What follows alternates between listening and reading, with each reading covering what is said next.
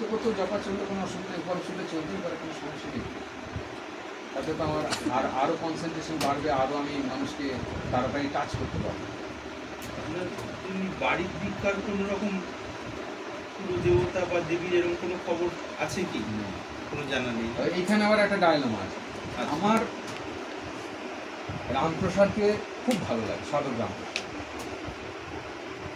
ঠাকুর রামকৃষ্ণকেও ভালো লাগে, কিন্তু মা কালীর ওই মূর্তিটা, যেটা দক্ষিণেশ্বরের মূর্তি বলুন বা যেগুলোকে রক্ষাকালী বলা হয়, ওই যে মূর্তিটা, ওই বিভৎসরের আমি নিতে পারি। একটা ওই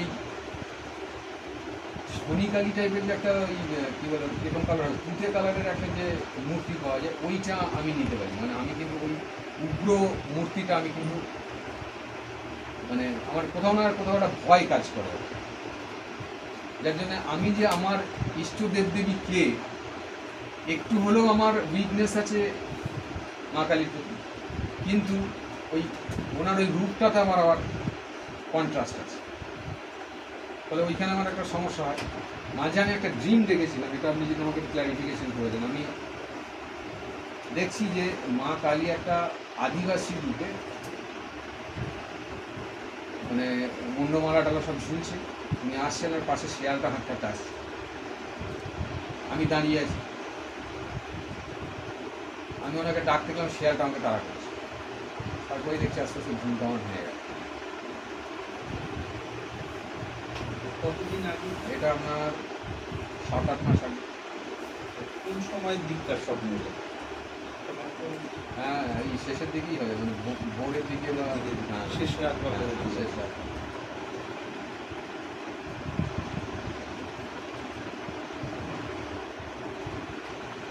ভয় লাগে। হ্যাঁ, ভয়। আর যদি সৌম্য রূপ হয়, তাহলে তো সৌম্য রূপ হয়, যেমন তারাপীঠের রূপটা কিন্তু আমার ভালো লাগে। তারাপীঠের মায়ের যে আচ্ছা, যেটা মোবাইলেও যে ছবিগুলো পাওয়া যায় বা দেখা যায়, আমার একজন বন্ধু ওখানে ইয়ে আছে, কী করে একটা আকর্ষণের জায়গা বলা যায় আর কি।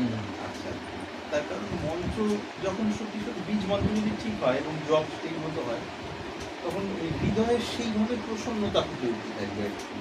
আর এইগুলো আমরা যে মূর্তিগুলো দেখি, এগুলো স্থান কাল পরিস্থিতি অনুযায়ী, ভগবান তো অনন্ত, তার কোনো রূপের সেরকমভাবে ইয়ে নেই। আবার তিনি ভক্তদের মনোবাঞ্ছা পূর্ণ করার জন্য যে কোনোভাবেই প্রকট হতে পারে। এবার মনের শুদ্ধতা যেমন যেমন তৈরি হয়, এদিকে যদি রূপ প্রকট হওয়ার হয়, ঠিক সেই মনের জন্য যেটা গ্রাহ্য সেইভাবেই প্রকট হবে, এটা একটা। আর সার্বিক যে ব্যাপারটা, সেটা হলো কি ভেতরের শুদ্ধিটা হতে পারে। আসল হলো এটাই, শুদ্ধি এই মাত্রায় হবে, ওই তমরজ সংস্কার যেগুলোকে বলা হচ্ছে, তখন হৃদয়টা একদম শুদ্ধ, মানে নিজেতেই নিজে ওই পদ্মপাতায় জলের মতনই দাঁড়িয়ে আছে। সেই জায়গায় আসলেই যা যা আমরা গুণগুলো, যেগুলোকে আমরা অভ্যাস করার চেষ্টা করি বা জীবনে ভালোবাসি, সেগুলো স্বাভাবিকভাবেই তখন থাকবে। সেই গুণ নিয়ে আমি একটা বিশেষ কিছু এই ভাবনাটাও নেই, অথচ সেইগুলি আছে। ঠিক আছে, তাহলে মায়ের প্রতি বিশেষ ভাব আর এই উগ্র বা ওই ধরনের বিষয়গুলো আরেকটা প্রতিকার করে দিতে হবে, কিছুটা রিলিফ হয়েছে। মৃত্যু হয়, মৃত্যু নিশ্চিত, কারোর পালানোর রাস্তা নেই। ছোটবেলার মানে জ্ঞান হওয়ার পর থেকে একটা সময়, যেমন গাড়ি চালাতে গিয়ে ভয়, বাইক চালাতে ইউজ টু হয়ে গেছে, এখন আর অতটা সমস্যা নেই। প্রথম দিকে বিভৎস ভয়, 4 হুইলার কিনে থেকে মিসেস এমনি ব্যাগরা দেয়, আমি চালাতে গেলে ওই নদী লেগে যায়। মানে মৃত্যু ভয় এত বেশি ছিল, এই চর্চাগুলো করার পরে এখন কিছুটা ক্ল্যারিটি এসেছে যে মৃত্যুকে তো ভয় করার কিছু না, মৃত্যু তো হয়ও না। যদি ইন্ডিয়ান ফিলোসফি আমি বোঝার চেষ্টা করি, যে জাস্ট শার্ট চেঞ্জ করার মতোই সে চেঞ্জ করতে যাচ্ছে বডি, তাহলে এত ভয় পাওয়ার কিছু। কিন্তু মৃত্যু ভয় আমার লাইফের কিন্তু একটা বিরাট ট্র্যাজেডি। আমাকে কিন্তু প্রচুর সময় ডিস্টার্ব করেছে এই ফিয়ার অফ ডেথ। লজিক দিয়ে ব্রিদিং এক্সারসাইজ করে এইসব করে এখন ক্ল্যারিটিটা ডেভেলপ করেছি কিছুটা, যে এটা নিয়ে আলাদা করে ভাবার কিছু নেই, এটা সবার জন্যই নির্ধারিত, এটাই নিয়ম। এটা থেকে আমি ভেঙে বেরোনোর চেষ্টা করবো না, অর্বাচীনের কাজ, এটা চিন্তা করার কোনো দরকারই নেই। এবং এটা নির্দিষ্ট টাইমই হবে, তার আগেও হবে না, পরেও হবে না। এবার এটা মাইন্ড কিন্তু অ্যাকসেপ্ট করতে প্রচুর সময় নিয়েছে, এখনও যে পুরোপুরি অ্যাকসেপ্ট করেছে সেটা করেনি। একটা হিন্ট দিলে ভালো লাগবে আশা করি, কারণ যেহেতু আপনি ওই প্রফেশনে, ওই আপনাকে বলেছিলেন না ওই আধ্যাত্মিক পথের প্রতি, যে এই প্রফেশন থেকে সব কিছুই করা যায়, একজন বলেছিলেন। আবার সমস্ত দিকে বিভিন্ন মায়ামোহের বিষয়গুলো আছে। যদি সার্ভিস টু দ্য ম্যানকাইন্ড হয় তাহলে সেটা সেটা যেমন গোড়ার কথা, সেই জায়গা থেকে একটু ঠাকুর রামকৃষ্ণ বলেছেন কথা নেই, হ্যাঁ যে ডাক্তার উকিলদের হ্যাঁ অ্যালার্ট করেছেন খুব সাবধান। এইবার এই ভয়ের বিষয়টা একটা খুব ইন্টারেস্টিং বিষয়। এই অবজারভেশন যেটা বলছিলাম না, নিরীক্ষণ বা পর্যবেক্ষণ, হ্যাঁ, এটা যে কত সূক্ষ্ম স্তরে হতে পারে মানুষের, যার যত গভীরতা বেশি সেখান থেকে বুঝতে পারা যাবে যে আরো গভীরতা রয়ে আছে তার আগে আর কি। শেষ নেই কোনো, না যে একটা স্ট্যাটিক দেয়াল হয়ে গেল তা নয়। আর এই অবজারভেশনটাকে যদি আমরা, পর্যবেক্ষণ বা নিরীক্ষণটাকে যদি আমরা ঠিক ঠিক কাজে লাগাতে পারি, মন যখন আছে কাজের ক্ষেত্রে আমাদের সমস্ত, তাহলে মন কোনো না কোনো ক্ষেত্রে অ্যাক্টিভ, ক্রিয়াশীল। তাহলে সে ক্রিয়াশীলতাকে কীভাবে, ভয় তো আসছে, সাপ দেখলে ভয় আসছে, আমরা রিয়াকশন সাপের থেকে দূরত্ব মেনটেন করছি বা ওটাকে তাড়িয়ে দেওয়ার চেষ্টা করছি বা ইত্যাদি ইত্যাদি, বা সব ক্ষেত্রে। এবার অ্যানালিসিসের মধ্যে দিয়ে কিভাবে ঢোকা যায়, অ্যানালিসিস এবং অবজারভেশন, যে ভয়টাকে অ্যাজ ইট ইজ ফেস করা, এটারও আবার বিভিন্ন স্তর রয়েছে। একটা বাইরে ভয়টাকে ফেস করা, যে অন্ধকারে ভয় পায় বাচ্চারা বা মাঝ বয়সী বা যে কোনো মানুষ, গভীর অন্ধকারে অচেনা জায়গায় ভয়, মানুষের থেকে যারা অশরীরে বিশ্বাস করে সেখানে ভয় বা আনুষঙ্গিক। এবার অনেক ক্ষেত্রে দেখা গেছে অশরীরী থাকুন বা না থাকুন সেটা একটা আলাদা বিষয়, এখানকার বিষয় না, কিন্তু ওই ক্ষেত্রে অতীতের কিছু স্মৃতি আর ভবিষ্যতের কিছু কল্পনা নিয়ে ওই সময় একটা ভারী মনের অবস্থা তৈরি হয়। এই ধরনের ভয়গুলো তো অন্ধকার টন্ধকার বিষয়গুলো নিয়ে বলছি, বা সব ক্ষেত্রে ওটা। এবার সেই সময় মানুষ নিরপেক্ষতা হারিয়ে ফেলে। মানুষ মানে মানুষের বুদ্ধিটি বা মনটিও আর কি ওই অতীতের স্মৃতির সাপেক্ষে আছে, এইটা এটা দেখেছিলাম, তাহলে এখানে বোধহয় এইটা হবে, বা তার থেকেও আরো বিকট কিছু একটা প্রকল্প হতে পারে যেটা আমার মন নেওয়ার জন্য তৈরি নয়। এরকমই তো হয়। এই জায়গাটা যদি, আচ্ছা জীবনে তো অনেক কিছুই দেখেছি, অনেক ধাক্কাই খেয়েছি, মন যদি এভাবে ভাবে ওই পজিটিভলি সিলেক্টিভ হয়ে, আচ্ছা দেখাই যাক না ব্যাপারটা কি হচ্ছে। হয় এই মুহূর্তে তো আমরা সামাজিকভাবে বাঁচার অন্য কোনো উপায় নেই, ধরে নিলাম এরকম জায়গায়। এবার ভয়েরই একটা পরিস্থিতি যদি এসে হাজির হয়, যদি মরতেই হয় বা বিপদে পড়তে হয়, যতটা সম্ভব শেষ মুহূর্ত পর্যন্ত জেগে থাকি না ওই ক্ষেত্রে। অর্থাৎ সেই ভয়ের পরিস্থিতিটাকে ফেস করা বাইরের দিক থেকে, আর বাইরের দিকের ব্যাপারটা কিসের রিফ্লেকশন, ভেতরের রিফ্লেকশন। ভেতরে যখন সেটা নিয়ে এরকম হচ্ছে, আর বাইরে এটা আরো এই অন্ধকার গাছগুলোই হয়তো বিরাট বিরাট দৈত্য বা রাক্ষস কল্পনা, যার যেমন বাচ্চাদের ইত্যাদি হয় এরকম। এবার তাহলে দেখছি ওই বাইরের ব্যাপারটাকে অবজার্ভ করা একটা খুব ভালো, দেখি এখানে কি ঘটনা ঘটে, বা যেটা করণীয় সেফ থাকার জন্য যেটা করণীয় সেটা করলাম। সাপখোপের হলে ওটা তো লাঠি টর্চ ইত্যাদি বা পালানো ইত্যাদি একটা ব্যাপার। মনের বিষয়টাকে যদি আমরা অবজার্ভ করতে পারি তাহলে আমরা রুটকে ধরতে পারবো খানিকটা আগের থেকে। আচ্ছা ভয়টা কি এক্স্যাক্টলি, এটা একটা ফিলিংস, যদি ধরি অনেকগুলো ফিলিংসের মধ্যে এটা একটা ফিলিং, তাহলে সেটা একটা ভিতরে আসে স্মৃতি, যে এরকম এরকম এরকম হয়েছিল একটা স্মৃতির সাপেক্ষে, না জানি এখানে কি হবে। আর এই না জানি কি হবে যদি একেবারে না জানা থাকতো তাহলে ভয় হতো না, কিছু একটা ওর আসপেক্টে জানি, তার আসপেক্টে আবার এটা ভাবছি। আচ্ছা পরিস্থিতিটাকে দেখাই যাক। একটা হলো পালিয়ে আসা, ওদের ব্যাপার হলো ওই যে ঘুমের ওষুধ দিয়ে ভুলিয়ে দেওয়ার চেষ্টা করা। এবার সেটাকে যদি একদম মানে নিরপেক্ষভাবে অবজার্ভ করার চেষ্টা করি, দেখা যাক তো কি হবে। আচ্ছা যাচ্ছি বা কোনো নিজে যেখানে সিকিউর থাকার, গাড়ি চালানো বা সব কিছু যা করার করছি, তারপরে যদি ভয়, আচ্ছা ভয় তো ভেতরের হৃদয়ের সাথে সাথে আমার সাথে মনের মধ্যে দিয়ে সব জায়গায় আমি যেখানে যাচ্ছি, আচ্ছা ডাইরেক্টলি ওই ফিলিংসটাকেই আমি দেখি, যদি ওই ম্যাগনিফাইং গ্লাস দিয়ে ওটার উপরে ফেলছি আর কি, মনের ফোকাসটাকে ওদিকে পালানোর চেষ্টাটা না করে মুখ ফিরে তাকালাম, আচ্ছা দেখি তো মানে পিওরলি ফিলিংসটা কিভাবে আসছে উঠছে, তার একটা ডিউরেশন পিরিয়ড থাকছে, একটা জায়গায় পিক যাচ্ছে, এবং অবজার্ভ করতে করতে দেখা যাচ্ছে পিক জায়গাটাও একটু স্টে করে আবার ধীরে ধীরে ধীরে ধীরে ধীরে ধীরে ধীরে ধীরে নেমে প্রায় নিউট্রাল দিকে চলে যাচ্ছে।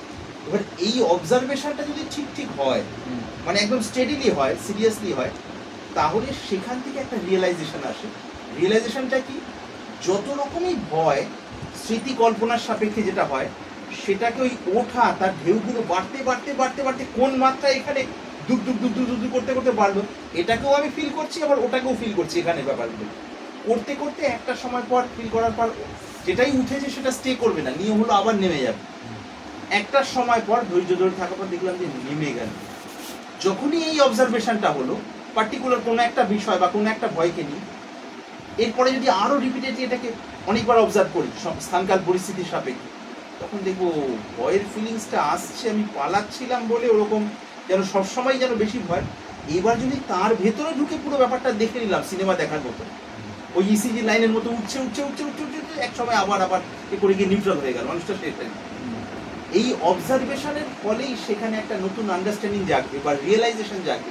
ও ভয় মানে যে ফিলিংসই আসুক, না পালিয়ে যদি একদম স্ট্রেটলি সেটাকে ইয়ে করি, কোনো কল্পনা না করে, জাস্ট ওটা কিরকম হচ্ছে ভেতরে।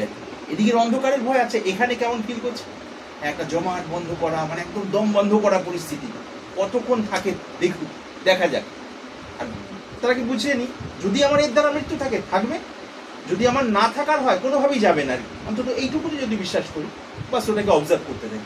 অবজার্ভ করতে করতে করতে করতে ওটাই আন্ডারস্ট্যান্ডিং বা রিয়েলাইজেশন দিয়ে চলে যায়।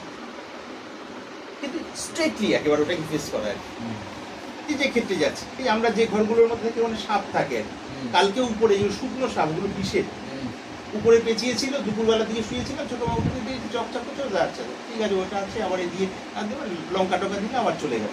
নিচে একটা ওই ইয়ের মতো, ওটা কি সাপ ছিল নিচে, ওটা চন্দ্রবোড়া, পরে জানা গেল চন্দ্রবোড়া, আরেকটা ওই এমনি ওটা বোধহয় বিষিন কালো একটা সাপ। নিচে ইঁদুর নিতে আসছে, কোনা দিয়ে আসে, আবার ইঁদুর নিয়ে কিছুক্ষণ পর আবার চলে যায়। তো নামার সময় আচ্ছা ওখানে সাপ আছে, তাহলে সাপের গায়ে পা পড়লে কামড়াবে স্বাভাবিক, সেইটা সতর্ক হয়ে নামলাম, দেখলাম আছে বা চলে গেছে। ওই ঘরের মধ্যে সত্যি সত্যি আর কি মাচার নিচে এখন ওই দুটো আসছে। হ্যাঁ এখানে সাপ, আর বীরভূমে খুব সাপের ব্যাপার, প্রচুর সাপ। হ্যাঁ আমাদের আপনাদের সাপ কলকাতা গেছে, এখান থেকে বাড়ি যায় তো, বাড়ির মধ্যে এখন আমাদের নিউ টাউনে 14 বড় সাপ উৎপাত হয়েছে। আচ্ছা আচ্ছা, বাড়ি প্রচুর বাড়ি গেছে, বাড়ি লরির সাথে সাপ। আমাদের সাপ ধরা স্নেক গ্রিপিং শিখতে হয়েছিল, আমার কমফু ব্যাকগ্রাউন্ড আছে, মানে শাওলিন থেকে লাস্টে করার সুযোগ পেয়েছিলাম। শাওলিনের একমাত্র সেন্টার নয়ডাতে, দিল্লি নয়ডা যেখানে, ওখানে আর মানে চায়নার ওইটাই সেন্টার করা হয়েছে নয়ডাতে আর তো ওখানে আর খুব টাফ। হ্যাঁ খুব টাফ। এরা সেই গ্রাউন্ড থেকেই আসা আর কি, এদের সবাই আর কি স্টেট খেলা ইত্যাদি। পরে কারাটের বিষয়গুলো আপডেট করা হয়েছিল। তো মূলত কমফু এবং জেকেডি আর কি। তো ওই কমফুর মধ্যে একটা স্নেক গ্রিপিং আছে, সাপ ধরার, তার আবার বিভিন্ন লেভেল আছে। আমাদের একদম প্রথমটা শিখতে হয়েছিল, সেটা আবার এখানে এসেই শিখেছিলাম বীরভূম জেলায়, কলকাতা থেকে তখন এসেছিলাম ওই সাপুরেদের কাছে। একদম বেসিক ব্যাপারগুলো, নির্বিষ সাপ দিয়ে বাই চান্স কিছু না লাগে। তো যাই হোক, বলার উদ্দেশ্য কি, যেখানেই বুক দুক দুক করছে বুঝতে হবে, যেখানেই ভয় ওর ভেতরে ডাইরেক্ট ঝাঁপ দিতে হবে। আমরা পৌরাণিক গল্পে পাই না, কোনো এক অসুর কারো কাছ থেকে মানে ভয়ভীত হয়ে, মানে অসুর কাউকে মারতে গেছে, কোন এক ভক্তকে, তিনি আবার হরিভক্ত আর কি, তাকে মারতে গিয়ে তখন একটা সুদর্শন চক্র তাকে তাড়া করছে। এবার সে বিভিন্ন জায়গায় পালাচ্ছে আর কি, স্বর্গমর্ত পাতাল পালিয়েও দেখেন সুদর্শন চক্র পেছনে। শ্রীহরির কাছে এসেছে, বলে না আমার কাছে ওই ভক্তের কাছে যাও, তার কাছে যাওয়াতে তখন যে কোনোভাবে শান্ত হলেন। অর্থাৎ যেখানটার ভয় সেটাকে আমি অ্যাভয়েড করে কোনো জায়গায় গেলে সেটা কিন্তু কোনো না কোনো সময় কোনোভাবে আসবে। হ্যাঁ, কাজে ওই ডাইরেক্ট ওখানে ঢুকতে হবে। আর ওর মধ্যে একটা মজা আছে, নাহলে তো জীবন একঘেয়ে হয়ে যায়। এই যে ছোট ছোট সেন্সিটিভিটি যেগুলো, সংবেদনশীলতা বা অনুভূতি, সেগুলো যদি আমরা সেইভাবে অনেক দেখার আনন্দে ডুবতে থাকি, ওগুলোতে একটা ডিসকভারি হবে নিজের জীবনে ছোট ছোট মৌলিক অনুভূতি আর কি। আর সেগুলোই মানুষকে মৌলিকভাবে পৃথক করে অন্যদিকে। বর্তমান শিক্ষা ব্যবস্থা তো সাধারণত ইনফরমেটিভ করে, মৌলিক জিনিসগুলো সেভাবে দেখি না। তো এইগুলোকে দেখার একটা সুযোগ আর কি, মানে শরীরের সেফটি বা যা কিছু গাড়ি ঘোড়া সেগুলো রেখে মনের লেভেলে যেগুলো হচ্ছে যতটা সুন্দর দেখা যায়, তাহলে খুব ভালো হয় আর কি। মানে এদের বিভিন্নভাবে এরা এইরকম পরিস্থিতির মধ্যে দিয়ে এসছে, বিভিন্ন দিকের আর কি, লড়াই থেকে শুরু করে ওই ধরনের পরিস্থিতি শুরু করে ভূতপ্রেত সংক্রান্ত যে বিষয়গুলো বলা হয় বা যা কিছু, ওই বিষয়গুলোকে নিয়েও অবজারভেশনটা আর এই দিকে ওই চুপচাপ যে বসার বিষয়টা, এই দুটো যদি ব্যালেন্স হতে থাকে না, আস্তে আস্তে আস্তে আস্তে মনটা কর্তাভাবে ওই ব্যারিয়ার ছেড়ে ধীরে ধীরে নিউট্রাল জোনের দিকে চলে যেতে থাকে। অর্থাৎ নিউট্রাল যে ব্যাপারটা সেটা স্বাভাবিকভাবে মনের মধ্যে নিতে হয়। একটা হলো মানে অ্যানালিটিক্যালি ওই আন্ডারস্ট্যান্ডিংয়ে দাঁড়ানো, আরেকটা ন্যাচারালভাবে নেমে আসার। নেমে আসার ব্যাপারটা হলে আর মেনটেন করতে হয় না, স্বাভাবিক। হ্যাঁ, এই একটা হঠাৎ এখানে সাপ আসলো, ঝট করে পালিয়ে চলে গেলাম, এই সাপের ভয়ে কামড়ালিয়ে চলে গেলাম, ওটা আমার রিয়াকশন, ওই রিফ্লেক্স অ্যাকশনের মতো আর এই শরীরটা বাঁচানোর সাপেক্ষে মনে দুধু দুধু দুধু উঠলো, আচ্ছা এই দুধু দুধু উঠলো, ওটা নিয়ে মনে একটা উঠলো, কিছুক্ষণ পরে আবার আস্তে আস্তে নেমে গেলো। ঠিক আছে, এটা শরীর, জীবিত শরীর, তার সাপেক্ষে স্বাভাবিক। এবার কেউ হয়তো সাপ নিয়েই বসে খেলা করছে, কাজ করছে, তার মানে তো তিনি আত্মবিদ্যা তো নন, ওই সাপের ব্যাপারটার সাথে ওই ইউজ টু হয়ে গেছেন, হ্যাবিচুয়েটেড হয়ে গেছেন। কিন্তু এখানে ব্যাপারটা বলতে হবে নিউট্রাল জায়গায় দাঁড়ানো, যেখানে সমস্ত রিয়াকশনস গুলো আসবে, কিন্তু প্রত্যেকটা বিষয়ের আমি উইটনেস হিসেবেই ন্যাচারালি আছি, এতে বুদ্ধিটা স্ট্যাবিলাইজড হয়ে যাবে অবজারভেশনের দ্বারা ন্যাচারাল ভাবে। আবার সেই কর্তা বুদ্ধি হয়ে যাচ্ছে যে আমি মারা যাচ্ছি ভাবছি বলেই আমার এই এত কষ্ট। হ্যাঁ, কিন্তু আমি যখন ওটা দেখছি যে আজকে কী হচ্ছে দেখি তো ব্যাপারটা, ওইটাতেই যখন কনসেন্ট্রেট করা শুরু করলাম কী হচ্ছে দেখি, মাইন্ডকে আমি অবজার্ভ করি, হ্যাঁ, তখন কিন্তু মাইন্ডটার খেলা অটোমেটিক্যালি আস্তে আস্তে ভয় দেখানোর খেলাটা তার ছিল সেটা বন্ধ হয়ে যাবে যদি আমি ফেস করি। আর যতদিন পালিয়ে যাবো ততদিন আমাকে আরো বেশি বেশি করে ভয় দেখা দিই। হ্যাঁ, আলটিমেট এটাই হয়।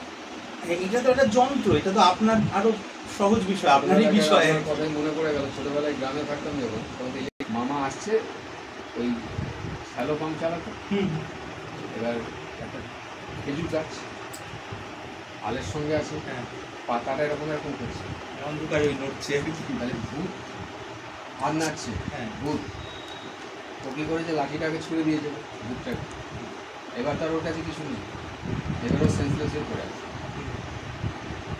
কিনা ভূত আমাকে ডাকছিল, আমরা গিয়ে যখন লাইট মেরে দেখানো একটা ভূত ওদের কি খেজুর গাছের পাতা ক্লিয়ার হয়ে গেছে। কত মারাত্মক হতে পারে, মানে লাইফ থ্রেট হয়ে যেতে পারে।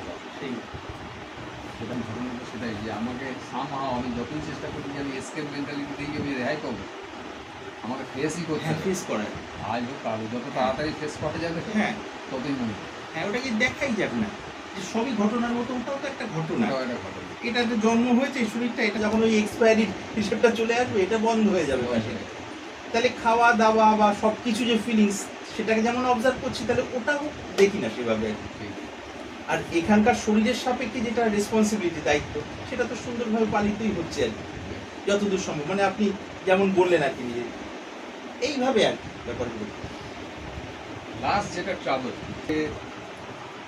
বেরোনোটা খুবই কঠিন বলে আমার মাঝে মাঝেই মনে হয়, সেটা হচ্ছে যে ষড়ঋতু। ধরে নিলাম যে ঠিক আছে ক্রোধটাকে খানিকটা কন্ট্রোল করলাম, লোভ টোভ এগুলো কন্ট্রোল হলো, কিন্তু কাম ভাব মানে আমার যেটা মনে হয় যে মোস্ট ট্রাভেলসাম একটা অ্যাসপেক্ট, একে কি নিজের থেকে কাম করা ঠিক হবে, নাকি ওকে প্রায়োরিটি না দিয়ে আমার যেগুলো করণীয় সেগুলো যদি আমি করতে থাকি ইন কোর্স অফ টাইম, ও নিজেকেই নিজে স্টেবিলাইজ করে। এইটাই পরেরটাই। আমি এটা কেন বলছি, আমি একটা জায়গায় সিরিয়ালে দেখছি, সিরিয়ালে অথেন্টিসিটিটা তো বুঝতে পারি না, এখানে দেখা যায় যে ঠাকুর যখন দক্ষিণেশ্বর থেকে গিয়ে ওই উদ্যান একটা বাগান বাড়ি ভাড়া করে ওকে রেখেছে, ওই বিজনেসম্যানের নামটা আমি ভুলে যাচ্ছি, খুব বড় মাপের বিজনেসম্যান, কিন্তু ঠাকুর অন্তপ্রাণ, ড্রিঙ্ক করেন প্রতিদিন, পতিতালয়ে যান প্রতিদিন, কিন্তু ঠাকুর অন্তপ্রাণ। আবার ঠাকুর তার পয়সাতে ভাড়া বাড়িতেও আছেন। তাহলে যেভাবে আমরা সাবজেক্টটাকে প্রেজেন্ট করি যে তুমি এরকম মানে এরকম, তাই যদি হতো তাহলে উনি তো সর্বপ্রথম গিরিশ ঘোষ বা কি মিত্র, আমি নামটা ভুলে যাচ্ছি, সুরেন মিত্র, হ্যাঁ সুরেন মিত্র, তাহলে এই ধরনের লোককে তো উনি প্রথমেই বয়কট করতেন, তা তো করেননি। ইন কোর্স অফ টাইম তারা দেখা গেল আস্তে আস্তে আস্তে আস্তে তার নিজের যে ডোমেন সেখান থেকে বেরিয়ে ঠাকুর যেমন চাইছিলেন ঠিক আস্তে আস্তে সেই জায়গায় পৌঁছালেন। ঠাকুর কিন্তু তাদেরকে জোড়াজুড়ি করেন যে তুমি মদ খাও কেন, মদ খেয়ে এখানে আসবে না, বা তোমার মতো লোকের কি মদ খাওয়া সাজে নাকি, এরকম ধরনের কথা ঠাকুরকে কিন্তু কখনো বলতে শুনি। এত ভালোবেসেছেন বা এত তাদেরকে আপন করে নিয়েছেন যে তাদেরই হয়তো কখনো মনে হয়েছে যে আমার বোধহয় এটা করা ঠিক হচ্ছে। তাহলে গিরিশ ঘোষ তো সেই সময় মানে মধ্য হিসেবে তো ভীষণ ফেমাস ছিল, কিন্তু গিরিশ ঘোষের এই রেকর্ডটা ছিল যে একসঙ্গে বোধহয় 17-18টা স্ক্রিপ্ট একসঙ্গে রচনা করতে পারতেন, যেটা ওয়ার্ল্ডে কোনো নাট্যকারের ক্ষমতা ছিল। ঠাকুর এই জায়গাটাকে বেশি হাইলাইট করেছিলেন যে গিরিশের দ্বারা কিন্তু লোকশিক্ষাটা হয় থ্রু থিয়েটার। আবার নটি বিনোদিনী কেউ নেই, সে যুগের সব থেকে নাম করা একজন মানে প্রতিটা প্রফেশন থেকে এসেছে, তাকে কিন্তু উনি মাথায় হাত দিয়ে বলছে তোমার চৈতন্য। আমি একটু এইভাবে ভেবেছি, সেই সময় তো কলকাতাতে আরও প্রচুর মানুষ ছিল, দিগ্গজ মানুষ ছিল, পয়সাওয়ালা মানুষ ছিল, আরও অনেক মানুষ ছিল, তাদেরকে বাদ দিয়ে কেন উনি নটি বিনোদিনীকেই এই আশীর্বাদটা করলেন যে তোর চৈতন্য। তাহলে আমরা যেভাবে ব্যাপারটাকে হাইলাইট করছি, মেবি ওটা তা নয়, যে এটা একটা part and parcel of life, একটা সময়ের পর আপনা আপনি চলে যাবে। কিন্তু ওকে যদি জোর করে আমি যাওয়ানোর চেষ্টা করি, তাহলে হয়তো ও কোনো বিভ্রান্তি সৃষ্টি করলেও করতে পারে। এরকম কি মানে আমি কি অবশ্যই অবশ্যই ঠিক বলছি? হ্যাঁ, এটা তাই আর কি। মানে আসলে এই ব্যাপারটা কিরকম, কামের বিষয়ে যে ঋষিদের যেটা মূল শিক্ষার বা শিক্ষার তো দুটো থাকে, ওই হাতির একটা দেখানোর দাঁত, একটা ভেতরের বিষয়। হ্যাঁ, সার্বিকভাবে মানুষের মন যখন স্থূল বিষয় গ্রহণ করতে পারে তখন বিধি নিষেধগুলো দেওয়া হয়। যখন বেশ খানিকটা তৈরি হয়, এবার ভেতরের বিষয়গুলো সেই অনুপাতে ছাড়া হয় যতটা নেওয়ার ওখানে এসছে আর কি, ক্ষমতার কথা। কামের বিষয়টা কামের সাপেক্ষেই যদি ধরি, শরীরের জন্ম বায়োলজিক্যাল হিসেবে ধরি, এবার সারা শরীর ব্যাপী বিভিন্ন বয়সে তার আমরা ওয়েভগুলো দেখতে পাবো, ঢেউগুলো দেখছি। এবার সেটাকে কোনো না কোনোভাবে অবদমন করলেই অন্যান্য বা পুরো সিস্টেমটার মধ্যে একটা বিকৃতি আসবে। এবার তাহলে সেটা নিয়ে যদি একেবারে স্থূলভাবে আমি ব্যভিচারের দিকে চলে যাই বা যা ইচ্ছা তাই করি উশৃঙ্খল, সেটাও আবার শরীরের পুরো সিস্টেমটাকে ধীরে ধীরে ধীরে ধীরে ড্যামেজ করে দেবে, মনটাকেও তাই করবে। এই মাঝামাঝি ধারাটা যদি ধরা যায়, ব্যালেন্স রাখার বা ভারসাম্য রাখার, তখন ধীরে ধীরে ধীরে ধীরে ধীরে ধীরে ধীরে এটা গুছিয়ে আসে। এটার উপরে কেন্দ্র করে একটা সাধন প্রণালী তৈরি হয়ে গেল তন্ত্রের মধ্যে, বাউল ধারার মধ্যে, বৈষ্ণবীয় ধারার মধ্যে, আরো বিভিন্ন ধারায় কোথাও কোথাও প্রচ্ছন্নভাবে ব্যাপারটা আচরণ করা হয়, অভ্যাস করা হয়। নাম হলো শৃঙ্গার সাধন, বা কোনো কোনো জায়গায় রাগ মার্গের ভজন, কোনো কোনো জায়গায় দেহতত্ত্ব সাধন, কোথাও ভৈরব ভৈরবী ইত্যাদি ইত্যাদি নাম যুক্ত। তো এখানকার মূল কথা হলো যে কাম শক্তিকে কেন্দ্র করে, পুরুষ স্ত্রী শরীর দুটোকে কেন্দ্র করে, সেখান থেকে এক্সাইটমেন্ট, সাময়িক একটা আনন্দ বা উদ্দীপনা বা উত্তেজনা, এবং পরবর্তীকালে সেটা বংশ পরম্পরার ধারার দিকে যাওয়া, নর্মালি এইভাবে যদি ধরি। তো এই পর্যন্ত আমরা সমাজে পরিচিত আর কি, একটা সাময়িক উত্তেজনা, এন্টারটেইনমেন্ট বা আনন্দ, এনজয়মেন্ট, এবং বংশ যে ধারা, বংশগতির ধারা বিষয়টাকে নিয়ে। তৃতীয় ধারাটা ওনারা করেছিলেন ঋষিরা, বলেছেন যদি কাম শক্তি পুরুষ এবং স্ত্রী ঠিক ঠিক মিলিত হতে জানেন, শেখেন, বংশ মানে সন্তান জন্ম দেওয়ার জন্য যতটুকু ব্যবহার করা হলো সেটারও আবার বিভিন্ন রকম হিসেব আছে স্তরে স্তরে স্তরে স্তরে। তো সেইভাবে মিলিত হওয়া যেখানে কাম শক্তি চাইলে নিয়ন্ত্রিত রাখা যায়, এবং শুধু তাই নয়, নিয়ন্ত্রিত রাখাটা প্রথম বেস আর কি, তারপরে ওটাকে কেন্দ্র করে ওর মধ্যে দিয়ে আবার ধ্যানে গভীরে ডুব দেওয়া যায়, ওরই মধ্যে দিয়ে উভয় স্বামী এবং স্ত্রী একদম সাধন জীবনে হলে সাধক সাধিকা ওইভাবে একত্রিত হওয়া, অথচ চাইলে দুজনের শরীর থেকে শক্তি স্খলিত হবে না, অথচ দুজনেই শারীরিকভাবে সুস্থ হয়। আবার শক্তি স্খলিত হবে না সেটার যে একটা নেগেটিভ প্রেশার পড়বে নার্ভাস সিস্টেমের উপরে, সেটাও নয়। এইটা আর কি, মানে ব্যালেন্সটা এত সুন্দর মেজারমেন্ট হবে ভেতরে, সেই জায়গায় একটা সময় পর্যন্ত থাকার পর, মানে উদাহরণটা খুব সহজ দেওয়া হয় বাউল ধারা অনুযায়ী, একটা পাত্রের মধ্যে দুধ বা রস যদি জাল দেওয়া হয়, ধীরে ধীরে ধীরে ধীরে জাল দেওয়া হচ্ছে, যেই আস্তে আস্তে উতলে পড়ার হবে বলে মনে হচ্ছে সম্ভাবনা, আস্তে করে কাঠটাকে কমিয়ে দিলাম বা আগুনটাকে একটু ইয়ে করলাম, আবার এই করতে করতে করতে করতে একসময় পুরো জমে ওইটা দুধটা ক্ষীর হয়ে গেল, বা রসটা গুড় বা ওই ধরনের একটা কিছু হলো। ঠিক তেমনই যখন কাম শক্তির বিষয়টা শারীরিক স্তরে এবং মানসিক স্তরে ঠিক ঠিক বুঝে উভয় একত্রিত হওয়া, তখন ওই শরীরেরই উত্তাপটাকে কাজে লাগিয়ে ধীরে ধীরে ধীরে ধীরে ধীরে ধীরে ধীরে ধীরে ধীরে ধীরে তার মধ্যে একটা রূপান্তর শুরু হয়। এটা ভেতরের দিকের, মানে একটা সময় পর্যন্ত পুরুষ এবং স্ত্রী যদি স্নায়ুতন্ত্র এবং মনকে একটু ঠিক ঠিকভাবে নিয়ন্ত্রিত করে থাকতে পারেন, আর ধ্যানের কেন্দ্রগুলো বিষয়ে একটু জানা থাকে আর কি, সেখানে মনটাকে ইয়ে করতে পারেন, তখন সেটা স্খলনের মাধ্যম নয়, সেটা উপর দিকে যাওয়ার একটা রাস্তা। কিছুক্ষণ থাকার পর দেখেছি আমরা, ওর উপরে আমার একটা বইও লেখা আছে, নবমার্গদর্শন বলে, হিন্দিতে আর কি, 26 পাতা না 30 পাতার বই, আমি জানি না বাংলা হিন্দি ইংরেজি ওইরকম বই মানে সেরকম প্রকাশিত আছে কিনা এখন। তো ওই 20 থেকে 25 মিনিট থাকার পর সাধারণ যে কামের অবস্থা সেই জায়গা থেকে একটা বিট চেতনার মধ্যে ঢুক দেওয়া যায়। দেখা গেছে আমাদের সাধারণভাবে যারা কামের মধ্যে দিয়ে গেছি, এক্সাইটমেন্টের একটা ভালো অবস্থায় গেলে কর্তাভাব প্রায় গৌণ হয়ে যায়। তখন তো এইরকম কর্তাভাব থাকে না, যে কর্তাভাব এখানে রাগ দেশে যারা বিভিন্ন সময় পীড়িত হয় ওই এক্সাইটমেন্টের কারণে, ওটা যেমন ওই রকম ওই ক্রিয়ার সাপেক্ষে ওই অবস্থা। এখানে ওই থাকতে থাকতে একটা অবস্থায় গেলে স্খলনও হলো না, অথচ একটা সময় পর ধীরে ধীরে এই মানবীয় চেতনাটা এইদিকে যে সেন্স কেন্দ্র করে ওখান থেকে মনটা সরে গিয়ে ধীরে ধীরে ওই গভীর ওই যে সোর্সের দিকে, যেটা বললাম চুপ সাধনের মাধ্যমে, ওই সোর্সের দিকেই আবার ডুব দেয়। ইভেন সেই সময়ও বিভিন্ন রকম দর্শন হয়, মানে সগুণ সাধন পথে ক্রিয়াযোগের পথে যে জ্যোতি দর্শন ইত্যাদি ব্যাপার আছে, সেই দর্শনগুলো ওই টাইমেও হয়। উভয়ের ক্ষেত্রে হতে পারে, কারো আগে বা পরে হতে পারে, মানে উভয়ের ক্ষেত্রে হয়ই, কারো আগে বা পরে, দুজনেই যদি অনেস্টলি শক্তি ধারণ করা হয় এবং ওই যুগল সাধনের মাধ্যমে কিভাবে শক্তিকে ট্রান্সফর্ম করা যায় এটা জানেন, সেটা একটা দিক। তাতে উপকারটা কি হবে, সেই জায়গা থেকে বেরিয়ে আসার পর যদি অনেস্টলি হয় কারোর মধ্যে, প্রথম একটা জীবনে ফ্ল্যাশ হলো, ও তার মানে কাম শক্তি ভিতরে প্রেমের দিকেও যাওয়ার একটা রাস্তা আছে।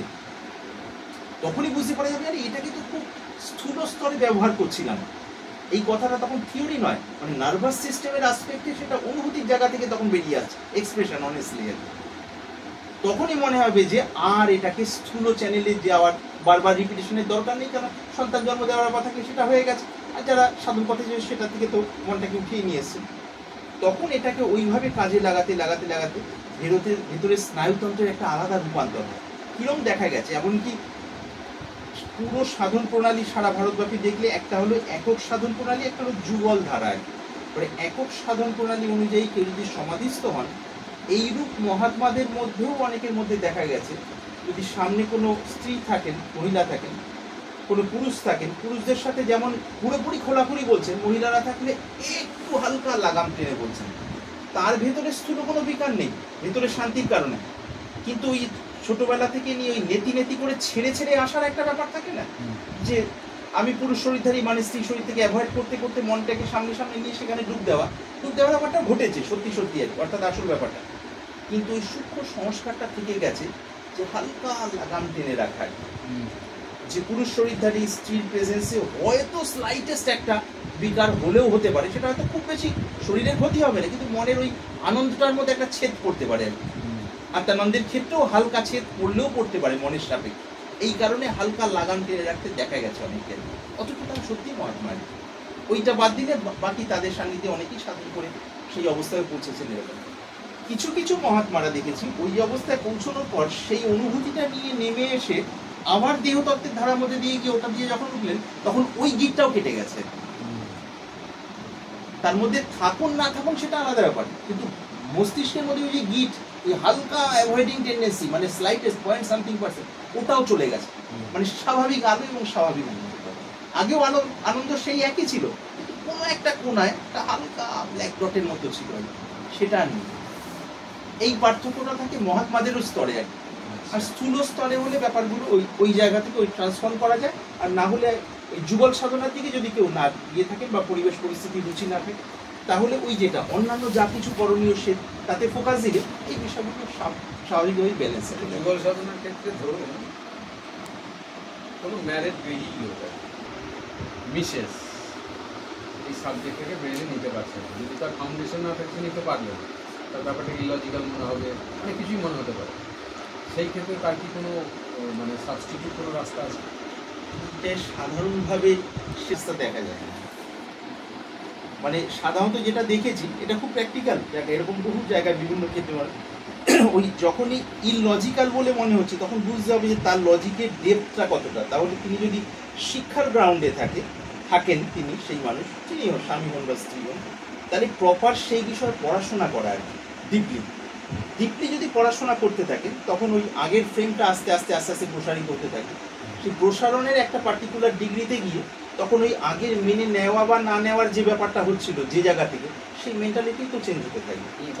যদি তার খোলা মানসিকতা থাকে যে আমি সত্যকে গ্রহণ করার জন্য যে কোনো সময় যে কোনো কিছু গ্রহণ করতে পারি বা ছাড়তে পারি, এই কন্ডিশন থাকলে তাহলে তার মধ্যে সম্ভাবনা আছে। আর রিজিডিটি থাকলে সেটা তখন মুশকিল। এইটা আর কি। মানে রিজিডিটি থাকলে তাকে তখন এককভাবেই এগোতে হবে। হ্যাঁ, তখন যদি তিনি তাকে অ্যাভয়েড করে অন্য কোনো জায়গায় চেষ্টা করেন তখন সেটা আবার গিলটি ফিলিংস তৈরি করবে ভেতরে, জাগতিক আসপেক্টে। আচ্ছা যদি গিল্টি ফিলিংস না হয়, যদি গিলটি ফিলিংস না হয় এই ক্ষেত্রে সাধারণত মানে সব ক্ষেত্রে তো কিছু বেসিক সিস্টেম আছে, যদি তার সম্মতি থাকে ওইখানে, যেহেতু সাংসারিকভাবে স্বামী স্ত্রীর ব্যাপার আছে, ওইখানে শরীরের স্তরের বিষয় দিয়ে যাচ্ছে, যদি তার সম্মতি থাকে সেই ক্ষেত্রে একটা অ্যাকসেপ্টেন্স থাকে আর সেইরকম মানুষ থাকে, তাহলে সেই ক্ষেত্রে একদম সাধনার মতো করে এগোতেও পারে না। পুরো ব্যাপারটাই মূল মনের মধ্যে আর কি, মনে কতটা পবিত্রতা, কতটা, কেন পুরো অনুভূতিটা তো সেখানেই নেমে আসবে। স্নায়ুতন্ত্র দিয়েই যাই বা ডাইরেক্ট মনের মধ্যে দিয়ে যাই, শেষে গিয়ে মনেতেই দাঁড়ানো হয়। এগুলো আনুষঙ্গিক আর কি, সহযোগিতা।